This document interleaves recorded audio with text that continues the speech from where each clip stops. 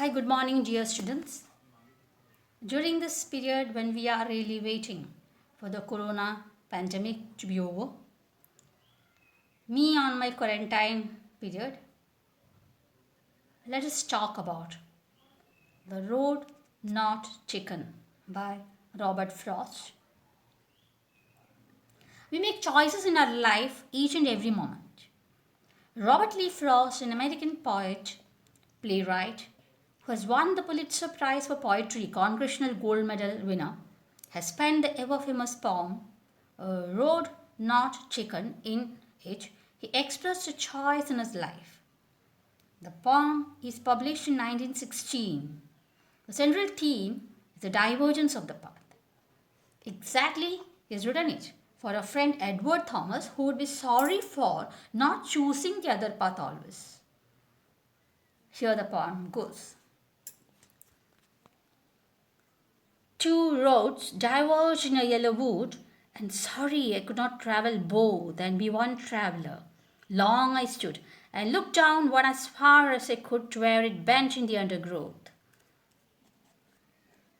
Then took the other, just as fair and having perhaps the better claim, because it was grassy and wanted wear. Though as for that, the passing there had warned them really about the same. And both that morning equally lay in leaves no step had trodden black. Oh, I kept the first for another day. Yet knowing how way leads on to way, I doubted if I should ever come back. I shall be telling this with a sigh, somewhere ages and ages hence. Two roads diverged in a wood, and I took the one less travelled by, and that has made all the difference. Now let us start explaining it. Two roads diverge in a yellow wood. The wood, the forest, is yellow in color. Yellow color? It's autumn season definitely. And it also shows the transience of the season. When one choice is made and one season has been moved, then comes the next season. At the same time, he is sorry he could not travel both and be one traveler. How can one travel the two roads at the same time be one traveler? So he's standing there and looking down as far as he could to where it bent in the undergrowth. The roads, he's wondering which way he has to take. Finally, he decided to take the other, just as fair, because that is fair to take them. Why is it fair? Because it is having a better claim. Why is it having a better claim? Why it's better to take that one? Is that because it is used more?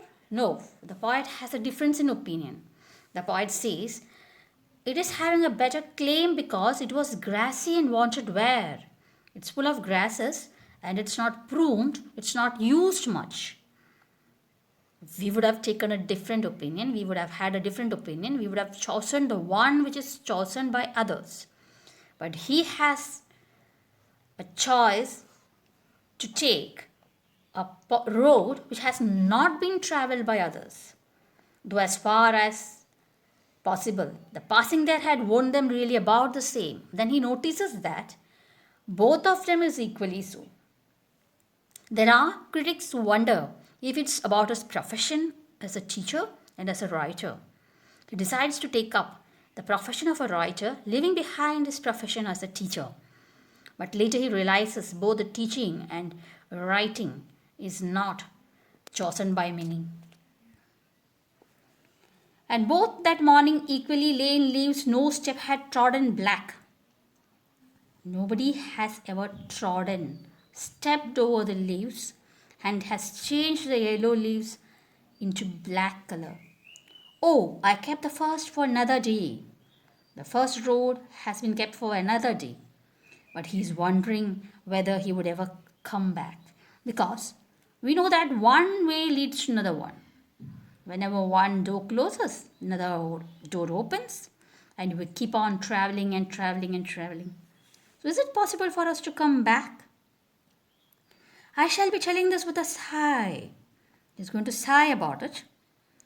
Does his sigh means that he's regretting it? No, never. He's not regretting it. He's satisfied.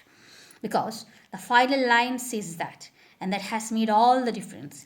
If he would have chosen the other one, he would not have had a better life. So I took the one less traveled by. He's choosing the one less traveled by, thereby the road has made all the difference for him in his life. He's a happy gentleman and sighing with relief long afterwards. Published in 1916, the central theme of the poem is divergence of the path. A rhyme scheme is a pattern of rhymes at the end of each line of a poem or a song. It is usually referred to by using letters to indicate which lines rhyme. Lines designated with the same letter all rhyme with each other. Here we have a pattern, and usually we use the letters of English alphabet. So it is A, B, A, B. The first, third and fourth lines lines have common words in the ending, and second and fifth line usually matches. In the line wanted where, phrase wanted where, you can see there is alliteration. Now it's for you to find out what are remaining. Ages and ages, it's repetition. Let us find out more and more to see what all we have. You may try to find out the phrases like a yellow wood, a forest full of yellow leaves, a forest representing autumn season. Another phrase, it was grassy and wanted where. It's having full of grass, it's full of grass and it's required cutting of the grass. It's really having herbs and shrubs in it. It's wanting where it has not been used for a long time. Leaves no step had trodden black. The leaves are as fresh and nobody has really walked over them to turn it black. Our way leads on to way. One road leads to another road. Is there any difference between the two roads as a poet describes them in stanza 2 and 3? Yes. In stanza 2 he says that one of the roads is having a better claim, it's grassy and wanted where. In third he states that in the morning equally lay in leaves no step had trodden black, both are equal. So he has a difference in opinion in the second stanza while he has changed his vision in the third stanza. In the last two lines of the poem, he expresses that the life has been different and the choice he has made all the difference. Now it's for you to decide whether you have made a difficult choice in your life. Sure, each and every moment in your life you are making a choice. You have decided to sit back in this class, living something else. That's your choice. You can decide about a choice you made in your life in 5 or 6 sentences of your own. After you have made a choice, do you always think about what might have been, or do you accept the reality?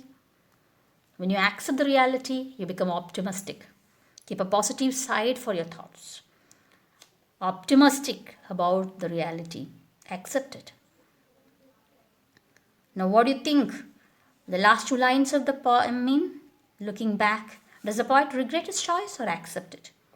The poet does not regret his choice, he is accepting it. Now, let us once again read the lines or the thought by Jawaharlal Nehru given in the end of the textbook. Time is not measured by the passing of years, but by what one does, what one feels, and what one achieves. Thank you.